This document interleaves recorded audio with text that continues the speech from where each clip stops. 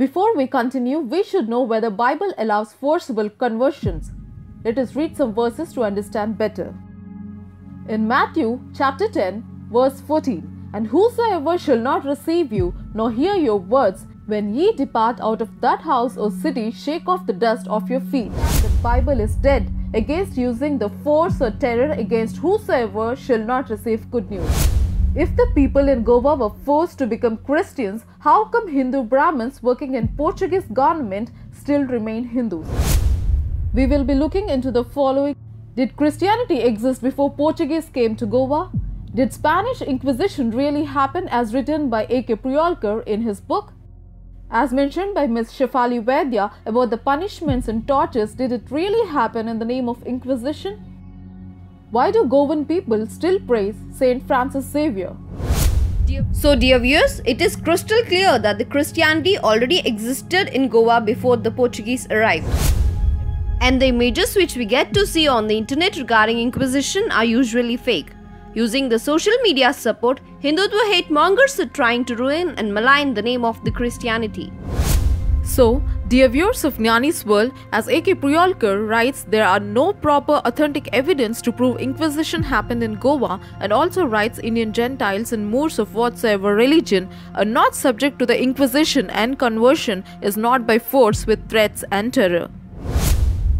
Here, it is very sad to know that Hindus having enmity with Muslim rules helped the East India Company, whether Portuguese or British, to invade India, and now these Hindutva fanatics who had no contribution to free India from these invaders cry on Christians and Muslims who contributed for the independence of India. The Inquisition was imposed in Goa in 1560, 8 years after Saint Xavier's death. Dear viewers of Jnani's World, though A.K. Priolkar found no authentic evidence for the Goa Inquisition, he purely bases his work on Dalen's. But many historians had proved Dalen's work is fabricated and forged. Saint Francis Xavier fought against the atrocities carried by Saraswat Brahmins in the name of caste system on the aboriginal or indigenous people of Goa.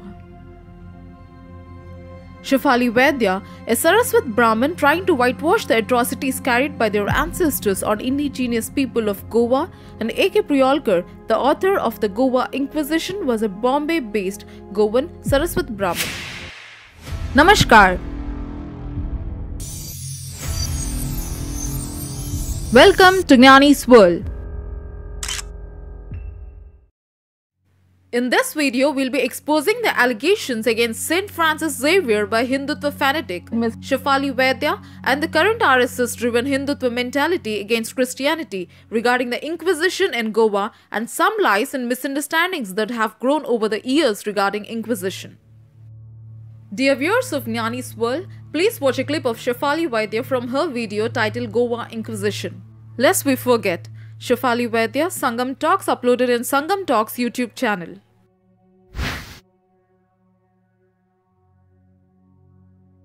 First of all, I am deeply indebted to Rahul and Srijan Foundation for inviting me to give this talk on Goan Inquisition, because it's a very personal topic for me, because I come from Goa, and almost every Goan, be they Hindu or Christians, have had to bear the brunt of Inquisition in some way or the other.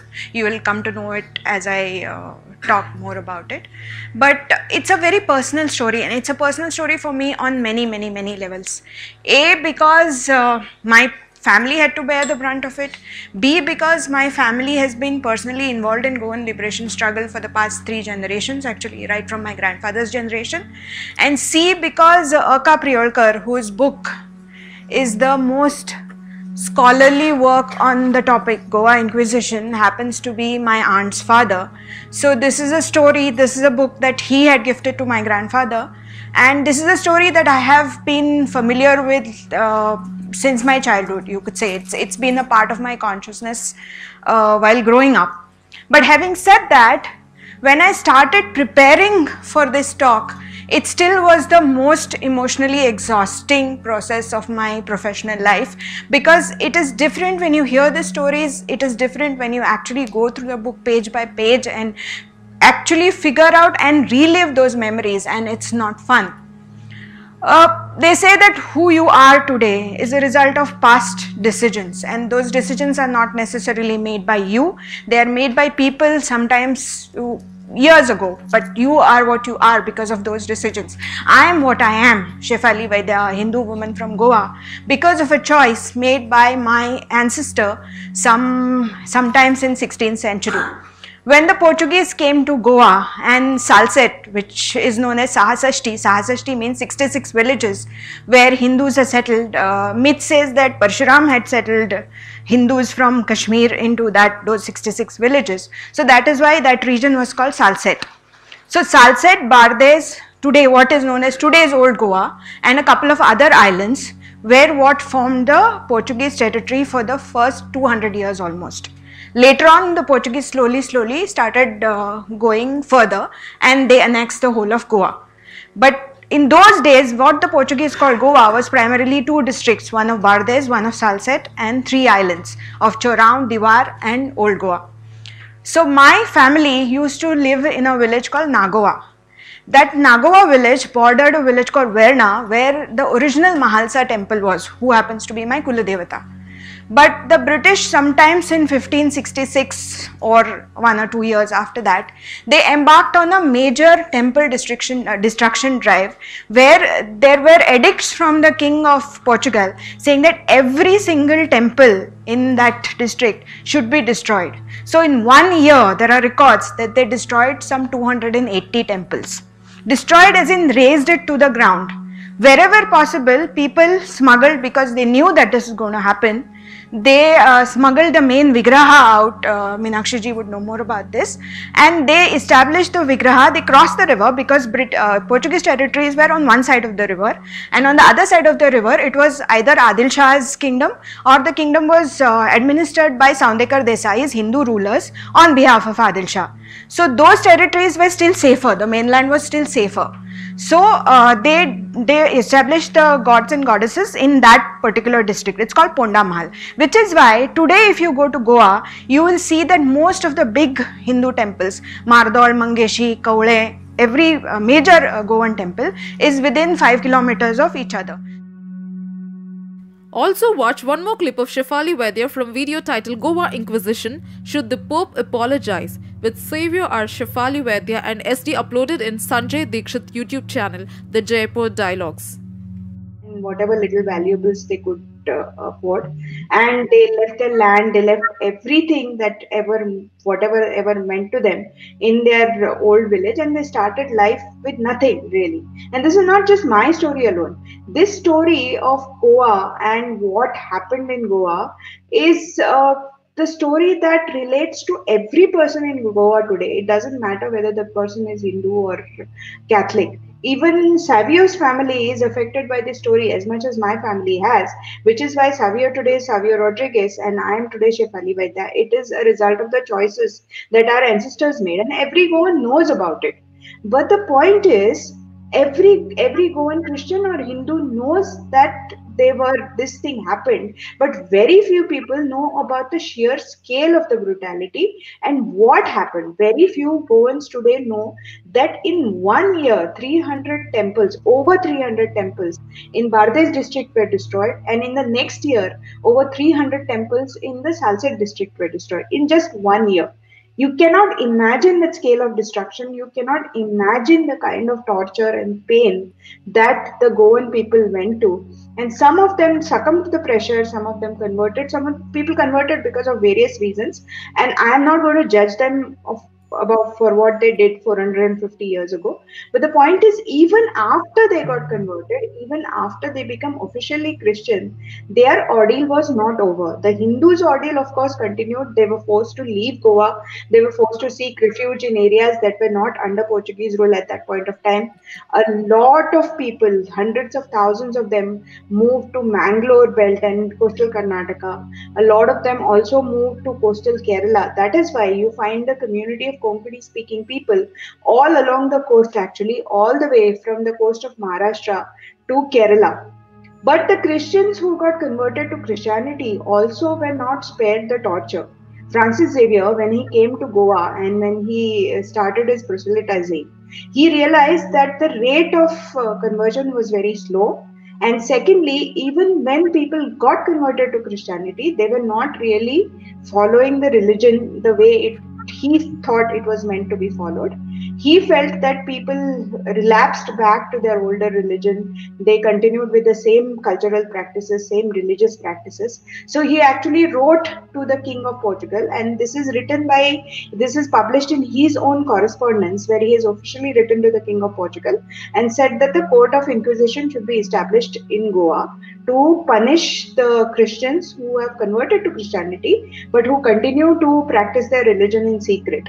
It is true that the court of inquisition was established in Goa after Francis Xavier died, but having said that, it doesn't absolve him of the blame that he was the one who first wrote the letter to the King of Portugal asking for a court of inquisition to be established in Goa. And nobody can deny that. And I can quote instances from Xavier's correspondence with page numbers and everything. Dear viewers of Jnani's World, by watching these clips, hope you understood the conspiracy of the Hindutva Sanghi fanatic hate mongers. Ms. Shefali Vaidya and these hate-mongering channels are spreading the fake narrative that the Catholic Inquisition in Goa is one of the brutal episodes of fanaticism in India, often thought to be worse than any Islamic depredation.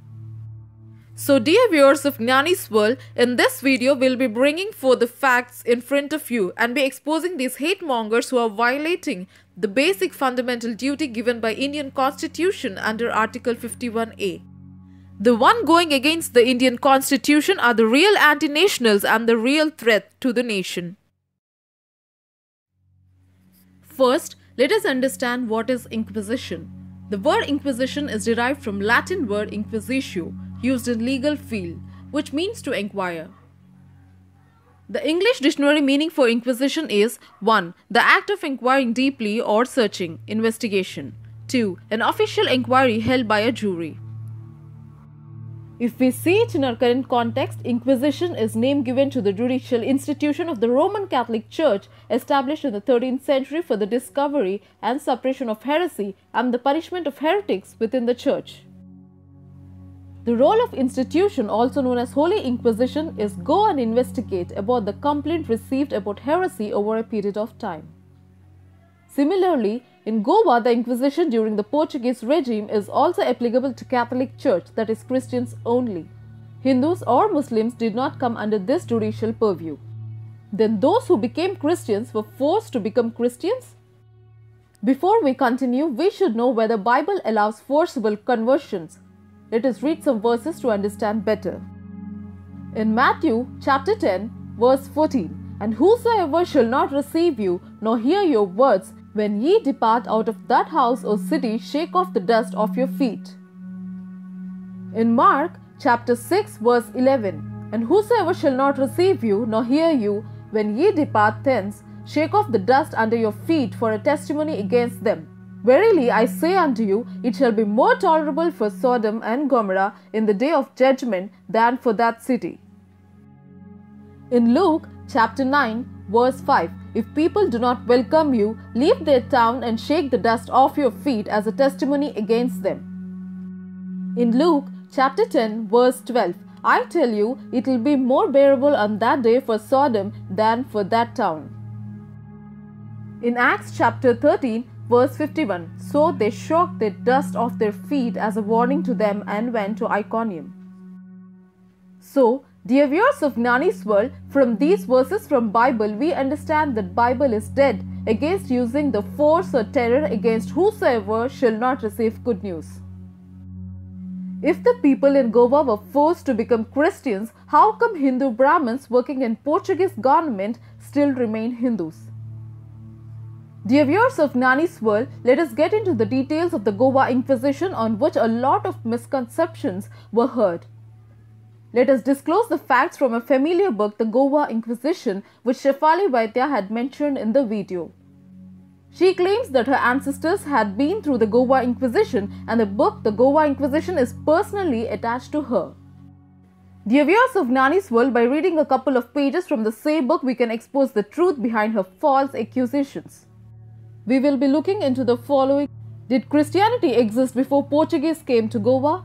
Did Spanish Inquisition really happen as written by A.K. Priyolkar in his book? As mentioned by Ms. Shefali Vaidya about the punishments and tortures, did it really happen in the name of Inquisition? Why do Goan people still praise Saint Francis Xavier? Dear viewers of Gnani's World, these hate mongers are making a false statement that only after Portuguese came, the Christianity has made its way to Goa. This is a wrong claim. Christianity already existed in Goa. There are historical evidences that Christianity existed in Goa even much before the coming of the Portuguese. This claim is made based on these evidences.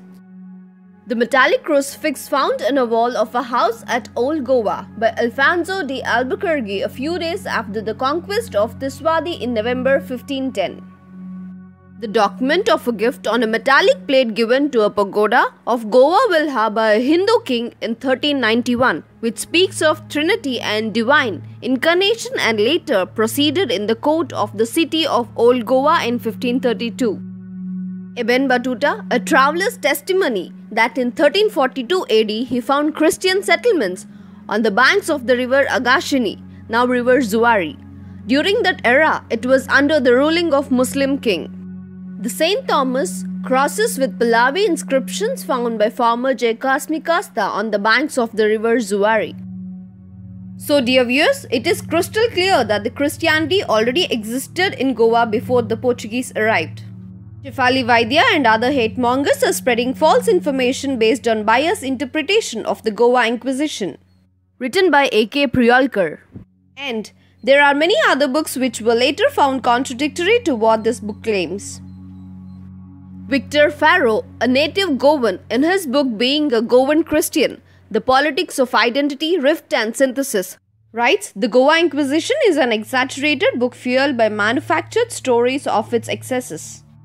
He also says a real Goan who know the actual history and adds, when the Portuguese arrived there were only 2 to 3% of Hindus and they were under the ruling of the Muslim king. Academic historians say that there is no absolute proof to prove Inquisition ever happened in Goa. People should understand that suppressing the facts and portraying Christianity at fault is unacceptable. There are many books on Goa Inquisition like Age of Frenzy, Conversion and Citizenry, Another Goa, The Last Prabhu, and etc. Every book has different viewpoint. Either the author should give similar information or the information from all the books should lead to a single potential with complete truth. But it is not so. Every other book on Goa Inquisition had different ideology, different stories and different methodology. Moreover, the important point to remember here is all the books are from the 19th and 20th centuries, means the things that happened in the 16th century are being written after 2 centuries. And the images which we get to see on the internet regarding Inquisition are usually fake. Using the social media support, Hindutva hate mongers are trying to ruin and malign the name of the Christianity. So, dear viewers of Gnani's World, let's reopen the case of Inquisition. Different historians have different reasoning on the Goa Inquisition. In the book titled The Goa Inquisition by A.K. Priyolkar starts with Spanish Inquisition as chapter 1 to build foundation for Goa Inquisition, and in page number 3 he writes, the Inquisition may be described as an ecclesiastical tribunal for the suppression of heresy and punishment of heretics. It is officially styled the Holy Office. So, first let us debunk the Spanish Inquisition. Every historian had different opinions on when, where and who started these Inquisition camps. Did Catholics kill many innocent people in Spain? Let's look into the well-researched book, The Spanish Inquisition, written by historian Helen Rawlings to know more about this. She writes in her book, in 1972, Henningsen and Contreras embarked upon a quantitative study of almost 50,000 summaries of trial records, classified according to types of crime committed, of the 21 regional tribunals of the Spanish Inquisition over the period 1540 to 1700 to produce a statistical data bank of its activities. Their systematic analysis of the evidence has revealed a number of important new perspectives on its history. First, the Inquisition was nowhere near as bloodthirsty and repressive an instrument of ideological control as commonly perceived. The Holocaust of the 1480s was short-lived.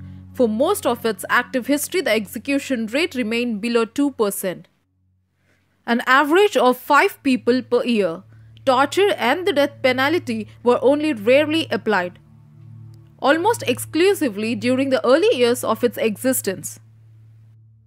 Major heresy, as practiced by conversos, Moriscos, Illuminists, and Lutherans, accounted for little more than 40% or 2/5 of inquisitorial activity between 1540 and 1700, the central period of the Inquisition's existence. Third, from 1540, the Holy Office was overwhelmingly concerned with the unorthodox behavior of old Christians accused of minor heresy, including outbursts against the faith, referred to as propositions, blasphemy, unrestrained sexual behavior, superstitious practices, and opposition to the Holy Office.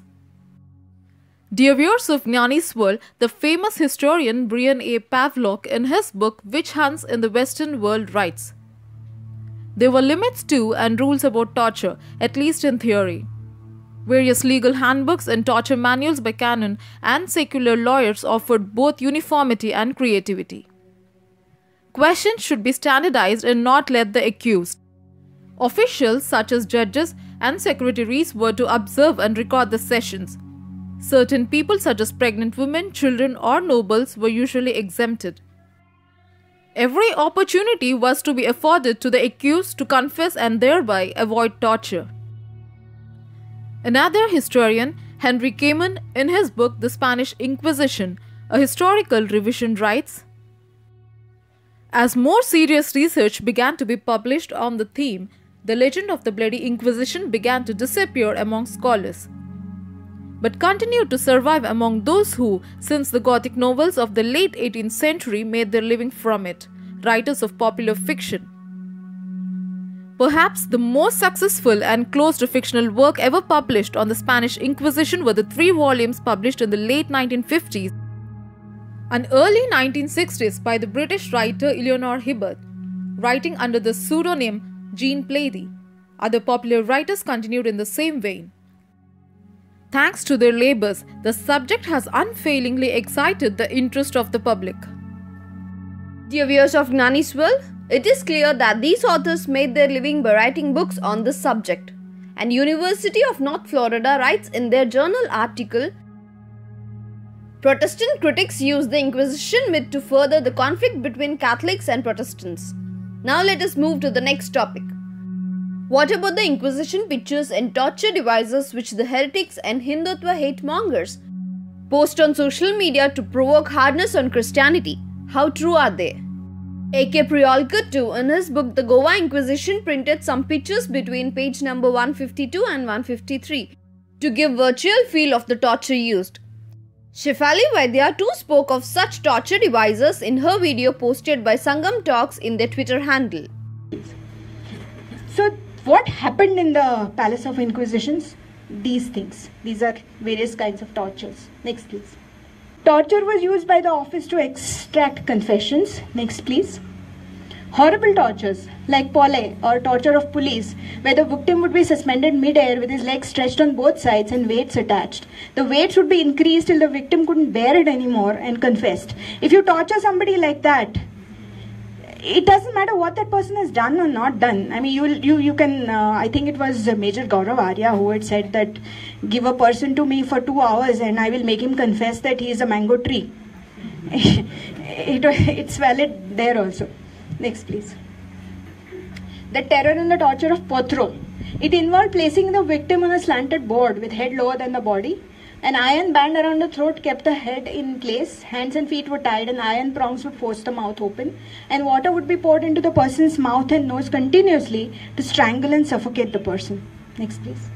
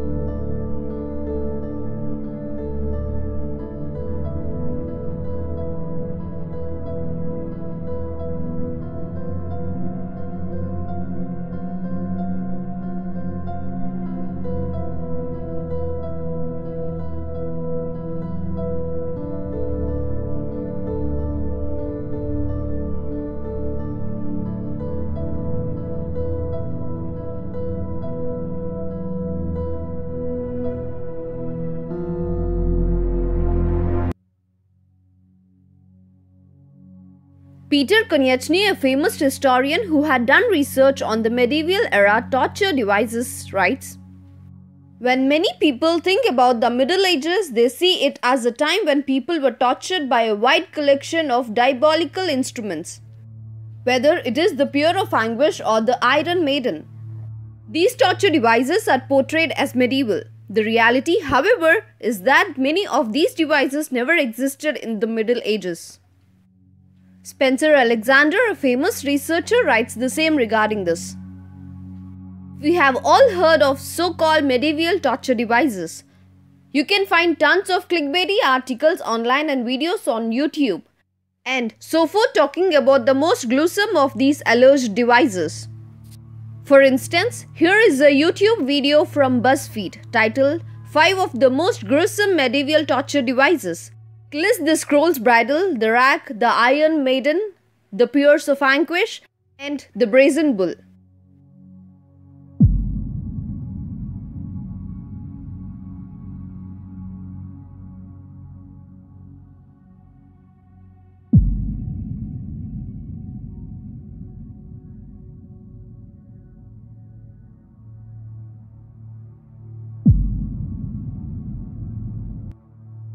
He too clearly stated that all these devices do not belong to the medieval period. Dr. Genevieve Carlton, PhD from Northwestern University, states that things people believe about historical torture that are just not true. The Iron Maiden, the Rack, the Peer of Anguish, torture museums gleefully display these horrific devices, claiming they were used on thousands during the medieval era. But it turns out most of our beliefs about historical torture simply aren't true. Nearly every article about gruesome torture devices includes forms of torture that never existed. Take the Iron Maiden, for example. It was invented in the 18th century to make the medieval era look more barbaric. Stories about bamboo torture pop up in literature, but there is no proof it ever took place. And the Peer of Anguish wasn't used to rip open orifices. In fact, it might have been a sock stretcher. As historian Helen Mary Cowell explained, the common view of the medieval justice system as cruel and based around torture and execution is often unfair and inaccurate. So, why is there so much misinformation about torture? First, because we are horrified and fascinated by it. There's a reason torture appears in so many movies, books, and TV shows. And second, because stories about the torture reinforce what we already believe about the past. We think of the medieval era as a brutal time, so it's easier to believe devices like the Iron Maiden were real. Yet, when we hold the myth about torture up to historical scrutiny, many of them prove false. In the book, What's So Great About Christianity by Dinesh D'Souza clearly states that Inquisition never happened and the things have been exaggerated, changing the complete meaning of Inquisition, putting the blame on atheists. According to Dinesh D'Souza, in his book says that the contemporary historians have now established that the horrific images of the Inquisition are largely a myth concocted first by the political issues of the Spain, mainly English writers who shaped our American understanding of that event and later political enemies of religion. Henry Kamen's book, The Spanish Inquisition, is subtitled A Historical Revision, and it's a long book because Kamen has a lot of revision to do. One of his chapters is called Inventing the Inquisition. He means that much of the modern stereotype of the Inquisition is essentially made up. He clearly states that the Spanish Inquisition is linked to Portuguese Inquisition, but Inquisition is the propaganda done by political rivals and simultaneously proclaiming as a big hype by atheists. We request the people who had initiated the propaganda in India to verify their evidence once again and bring forth the verified facts. Dear viewers of Gnani's World, we have seen how fake Spanish Inquisition, which A.K. Priolkar used at first chapter to build foundation for Goa Inquisition. And also we have seen the torture devices used to picturize the Inquisition, torture processes that do not belong to the period at all. Now, let's look into some of the historic facts from the book itself which Shefali Vaidya had mentioned. The Goa Inquisition by Anand Kakba Priolkar.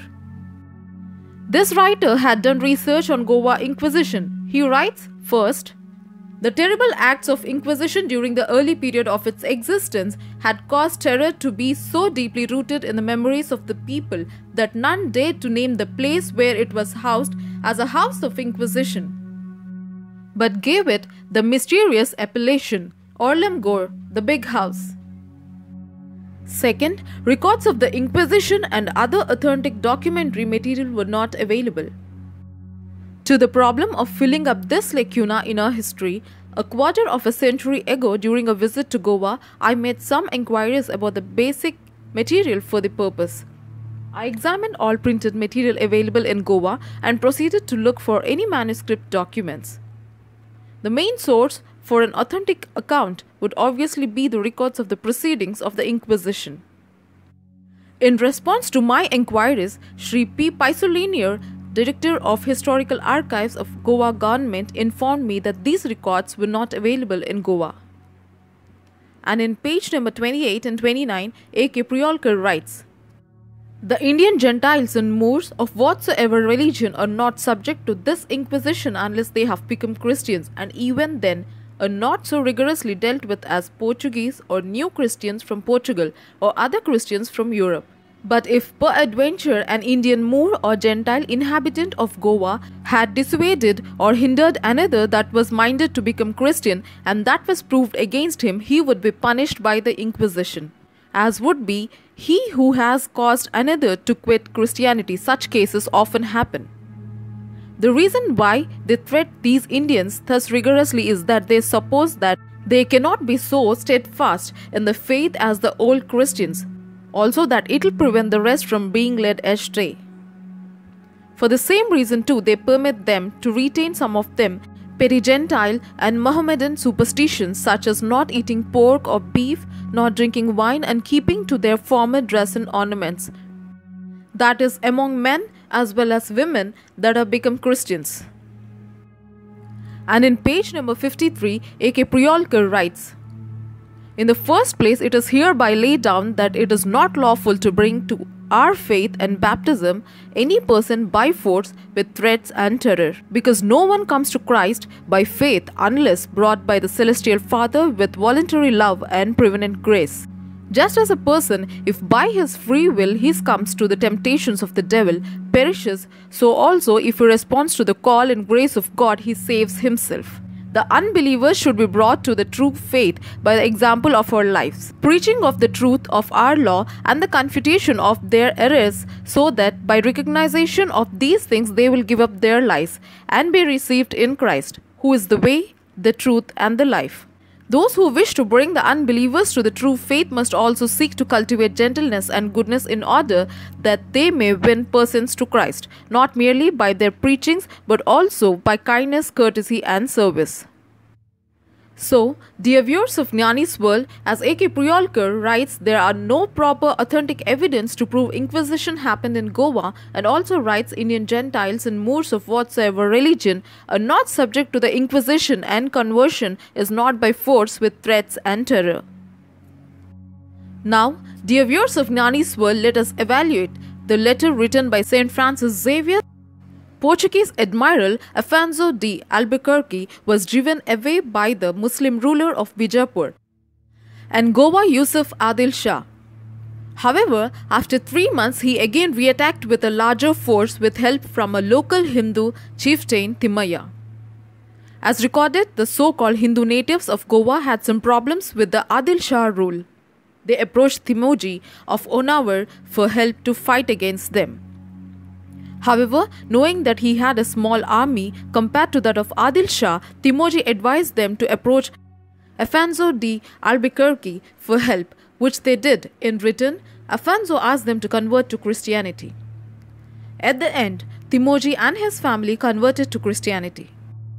Here, it is very sad to note that Hindus having enmity with Muslim rules helped the East India Company, whether Portuguese or British, to invade India, and now these Hindutva fanatics who had no contribution to free India from these invaders cry on Christians and Muslims who contributed for the independence of India. Afonso de Albuquerque has entered Goa in 1510. Francis Xavier spent much of his time in catechizing the newly converts. He had realized that they were not instructed properly and hence were inclined to lean back to their old religious practices. He therefore suggested that the King John III of Portugal should institute the Inquisition in Goa.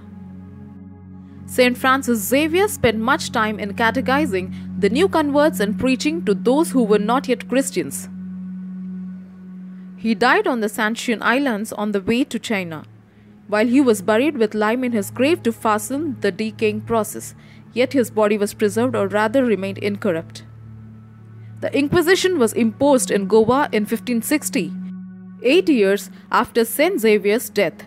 The Inquisition was meant for those newly converted Christians who were falling back to their old religious practices. The Inquisition was not certainly meant for those who had not converted to Christianity. It is alleged that during this Inquisition around 16,000 people were executed. However, there were no records, possibly because the office of the Inquisition was abolished completely in 1820. Whatever the records remain, we know that around 57 were executed and 67 were burnt as effigies after their death. It is true that Saint Francis Xavier suggested that the Inquisition be established in his letter to King John III, dated 16th May 1546. However, it is interesting his letters were not published elsewhere in the books so famously known for his letters, but only appears in the writings of Silva Rigos, Documentico para Historia das Missões do Patrodo, Portuguese do Oriente, India, Lisbon, 1947 to 1958. The second necessity for the Christians is that Your Majesty establish the Holy Inquisition, because there are many who live according to the Jewish law and according to the Mohammedan sect, without any fear of God or shame of the world. And since there are many who are spread all over the fortress, there is the need of Holy Inquisition and of many preachers. Your Majesty should provide such necessary things for your loyal and faithful subjects in India. Evaluating the letter. Firstly, he mentions that the newly converts were living among the Jews and the Mohammedans, and they were falling back to these religious laws to which they formerly belonged. He does not mention idolaters or Hindus or pagans or hidden practices. Secondly, no letter of his ever mentioned the need of an inquisition in Goa prior to 16th May 1546 nor after that. He wrote a letter to King John III on 28 January 1545 from Kochi, India, but no mention of inquisition. Yet, another letter from Kochi on 28 January 1548 to King John III does not mention the inquisition. Another letter to King John III from Kochi on 28 January 1549. One more letter to King John III from Malacca in 1549. Yet, another letter to King John III from Malacca on 23rd June 1549. Letter from Goa to King John III on 10th April 1552. In all these letters, there have never been any mention of the Inquisition, including the one written from mainland India, Kochi and Goa. He wrote only one letter from Amboina and he had visited Amboina only once, whereas he visited Kochi several times and was often in Goa. There are more than one letter from Goa and Kochi. None of them mention the need for inquisition. The letter in which he mentions inquisition was in fact written from Amboina Malikius, and he referred to the place as India. So what is this place? Amboina Malikius is modern-day Amboina Island of the Maluku Island districts of Indonesia. Undeniably, this place had a large Jewish and Muslim population. As Goa was considered to be the capital of the Portuguese colonies of the East, and every other colony, even in other countries, was simply called India. As in this case, Indonesia was called Indian Islands. Therefore, this raises a question and doubt. Did Saint Francis Xavier request Inquisition trial in India, that too in Goa? Or did he mean specifically Amboina Malikius and not any other regions? In his other letters, he specifically mentions Goa. Why did he not do so in this letter? Dear viewers of Gnani's World, though A.K. Priyolkar found no authentic evidence for the Goa Inquisition. He purely bases his work on Delen's. But many historians had proved Delen's work is fabricated and forged. Dear viewers of Gnani's World, here our question is, why these points are not discussed in public, and why only the narratives which suit their communal political agenda are cherry-picked and presented to the public? It's only to drive their communal political agenda. To prove this, we have one more point. When we see who the major funder for the printing and publishing A.K. Priyolkar work, surprisingly, we come to see Saraswat Brahmins of Bombay. Then further, we try to research why these Brahmins need to malign the name of Saint Xavier. Then we come to know from the letters of Saint Xavier that he is against the atrocities carried by Brahmins in the name of caste system. Francis Xavier was in fact ardently against the caste system in India by which Brahmins exploited the low caste. We see this from the Life and Letters of Saint Francis Xavier book from page number 151 to page number 158 by Henry James Coleridge. The letter of Saint Francis Xavier will clearly show us that he actually fought for justice against native Indians whom Brahmins exploited. In one of his letters, Saint Francis Xavier writes like this: "We have in these parts a class of men among the pagans who are called Brahmins. They keep up the worship of the gods, the superstitious rites of religion, frequenting the temple and taking care of the idols. They are as perverse and wicked a set as can anywhere be found, and I always apply to them the words of holy David. From an unholy race and a wicked and crafted man deliver me, O Lord. They are liars and cheats to the very backbone. Their whole study is how to deceive most cunningly the simplicity and ignorance of the people. They give out publicly that the gods command certain offerings to be made to their temples, which offerings are simply the things that the Brahmins themselves wish for their own maintenance and that of their wives, children and servants. Thus, they make the poor folks believe that the images of their god eat and drink, dine and serve like men, and some devout persons are found who really offer to the idol twice a day, before dinner and supper, a certain sum of money. The Brahmins eat sumptuous meals to the sound of drums and make the ignorant believe that the gods are banqueting. When they are in need of any supplies, and even before, they give out to the people that the gods are angry because the things they have asked for have not been sent, and that if the people do not take care, the gods will punish them by slaughter, disease and the assaults of the devil. And the poor ignorant creatures, with the fear of the gods before them, obey them implicitly. These Brahmins have barely a tincture of literature, but they make up from their poetry and learning by cunning and malice. Those who belong to these parts are very indignant with me for exposing their tricks. Whenever they talk to me with no one by to hear them, they acknowledge that they have no other patrimony but the idols, but their lies about which they procure their support from the people. They say that I, poor creature as I am, know more than all of them put together. They often send me a civil message and presents and make a great complaint when I send them all back again. Their object is to bribe me to connive all their evil deeds. So they declare that they are convinced that there is only one God, and that they will pray to him for me.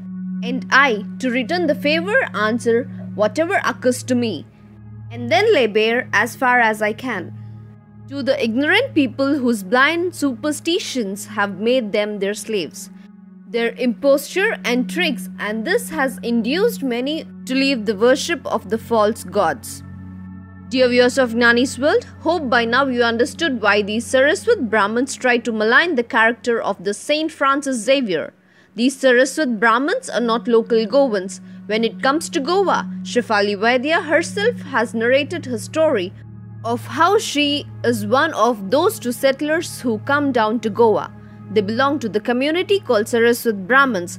They used to live near river Saraswati, and when it got dried, they moved to Goa. But were they the first settlers in Goa? No. The aboriginal or indigenous people of Goa are the Kannabis, the Gadi, the Karvi, the Parihas and other known as Chamar, Mahar, etc. There were also some Kshatriya class people from the Maratha region who settled in Goa. Saint Francis Xavier fought against the atrocities carried by Saraswat Brahmins in the name of caste system on the aboriginal or indigenous people of Goa. Shefali Vaidya, a Saraswat Brahmin trying to whitewash the atrocities carried by their ancestors on indigenous people of Goa, and A.K. Priyolkar, the author of the Goa Inquisition, was a Bombay-based Goan Saraswat Brahmin. Dear viewers of Jnani's World, people like A.K. Priyolkar and Shefali Vaidya are supporters and like-minded people try to project a picture of Goa prior to Portuguese reign as if everything was goody-goody and peaceful. And that the Portuguese came and destroyed the whole show. Was it so? It looks like everything was working well for the Saraswat Brahmins and the Kshatriyas and other upper caste people. It looks like that the conscious creation of such myths around the Goa Inquisition is the result of retaliation by the Saraswat Brahmins, whose authority and superiority were challenged when the lower caste people converted to Christianity and the Portuguese challenged the caste system. We have never heard or seen people like Shefali Vaidya or the RSS or the VHP and other right-wing Hindutva propagandists who challenge and hate Christians talking against the caste system or the injustice some of the Hindus do on basis of religion. Now, we request Shefali Vaidya, a Saraswat Brahmin and Sangam Talks YouTube channel, and Sanjay Dikshit from the Jaipur Dialogues YouTube channel to verify their biased evidence once again and bring the verifiable facts in front once again to prove their claims. Dear viewers, these hate mongers and right-wing hate-promoting outlets come and go. But what matters is the truth, the absolute truth. Think for a while, everything is in black and white. You decide what to choose. In our next video, we'll be analyzing the Inquisition carried by fanatic Brahmins on indigenous people of India. Kindly subscribe to the channel and press bell icon for further updates. And also request you to follow us on Twitter, Facebook, Instagram, Pinterest and Reddit. Thank you.